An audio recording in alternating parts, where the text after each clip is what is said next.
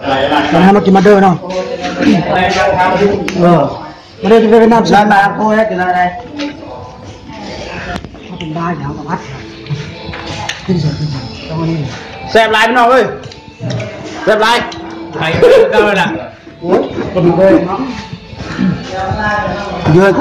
คือเก้ากินอันนี้เลยอ่ะโอ้YouTubeป่ะrất tốt mừng nhau không số này vậy mừng em lúc em thì nó in ra lá này không này cái chúng tôi là tất cả các cái này hả bà có chồng nó mới bắt rồi lại rất là cái nhau vào cái tiền bạc hai chồng cái nàyสุดยอดกินข้าวกินส้มถ้ากินข้าวถ้ากินส้มอาหารบ้านเฮาสุดยอดไงยกสุดท้ายตำหุ่ง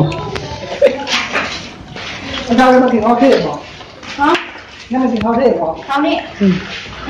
ทำมันเองเลยเรื่องบ่ข้าวนี่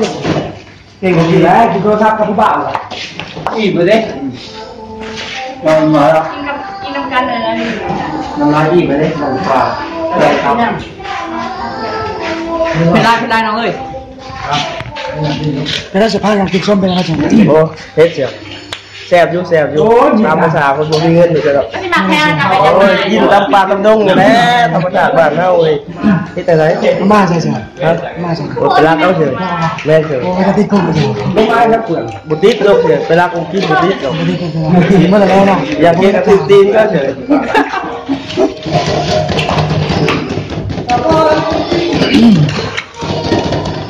เอานี่เบิ่งนี่เอาตรงยันหวานแล้วคอโอเคมาอะไรที่มันบอกว่าเนาะมันยังน้อยอยู่มันง่ายง่ายกับเบอร์นี่โอ้ยยังน้อยอยู่เนี่ยยังอ่อนอยู่มากเลยครับกี่กระพีเป็ดอยู่ทีเลยนะหวานแยกกันเอง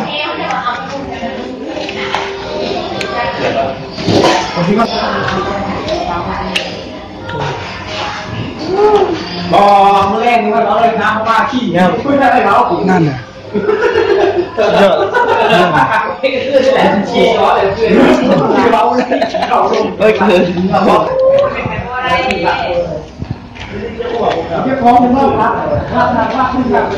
จำไปเลยเอ้ย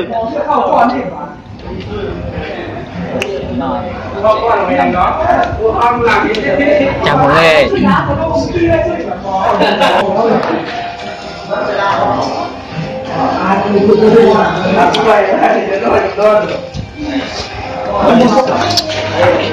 ตัวป่ะ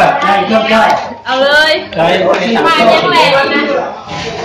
ว่าเรือมาใหญ่นั่นเองบอกมึงเอามันเรือมาใหญ่เอาบางคนจะได้เป็นเมียเอาคือเป็นน้องเรือเลย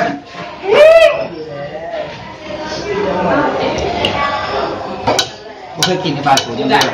ไอ้ที่บ้านเขาบอกกินบ้านผมเขาบอกกินกระป๋องมันมาแรกจะมาแต่งกาวบอกกินในบ้านกูเลยอะไรผมหน้าผมไม่หลายไปหน้าไม่ยังกินจะเมื่อแต่ว่ากินยุ่งประโยชน์กินกันกินพวกก้อนไปแล้วสุดท้ายเอาก็ได้โอ้ตัวนี้คนเบิร์ดลายได้ตัวนี้100 คนอยู่ได้ตัวนี้ตัวปีใหม่ลาว100 คนเยอะเลย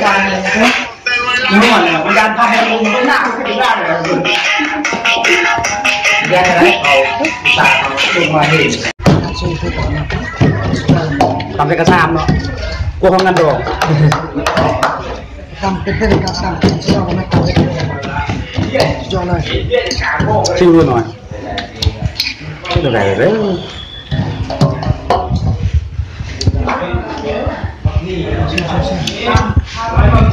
ผสมฮะมึงนาวผสมมากมึงผสมน้ำเดือด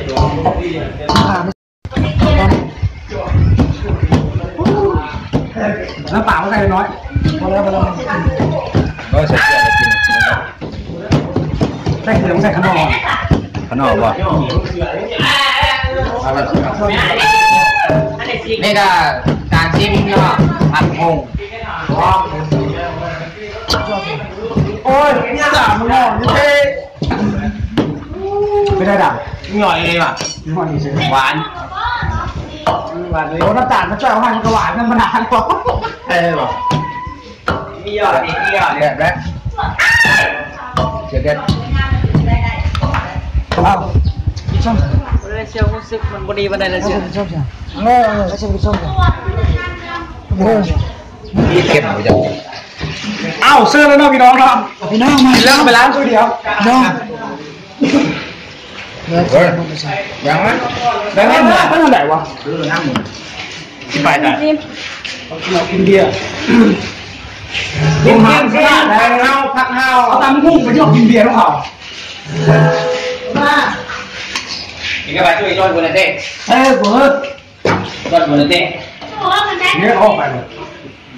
กูว่าไปเป็นท้องโซนแห้งเลยเบิร์ดไปสบายไปกินเบย์ป่ะ